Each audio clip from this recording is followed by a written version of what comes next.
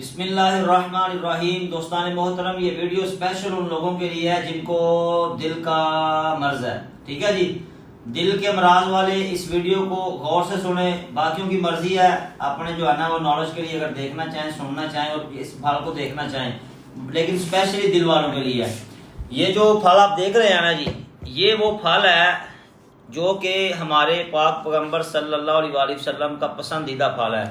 اس کو بئی دانہ بھی کہتے ہیں، سفر جل بھی کہتے ہیں، ٹھیک ہے، اس کو کوین بھی کہتے ہیں۔ تو سفر جل بئی دانہ کا جو ہے نا وہ مربع بئی آپ نے سنا ہوگا، وہ مربع دیکھا ہوگا لیکن پھل آپ نے نہیں دیکھا ہوگا۔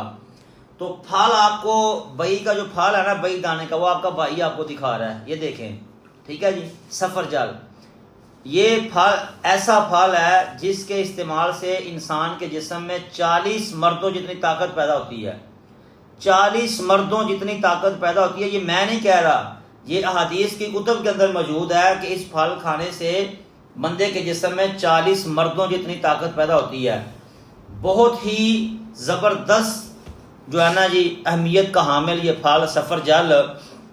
سب سے بڑا فائدہ اس کا، سب سے بڑا فائدہ یہ ہے کہ یہ نبی پاک صلی اللہ علیہ وآلہ وسلم کی پسندیدہ چیز ہے، حضور کا پسندیدہ یہ پھل ہے، ٹھیک ہے۔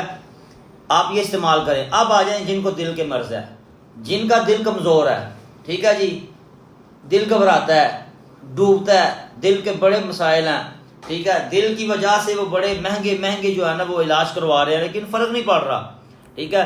کھانے کے لیے ساتھ کیا دل والوں کو دیا جائے کوئی پتہ نہیں ہے، ٹھیک ہے جی، کہا جی جو مرضی کھاؤ، نہیں، اسپیشلی دل والوں نے جن کو دل کا مرض ہے، آپ نے یہ پھل خریدنا ہے، ٹھیک ہے جی۔ پھل لے لیں چاہے مربع لے لیں، یہ سفر جل جو ہے نا مربع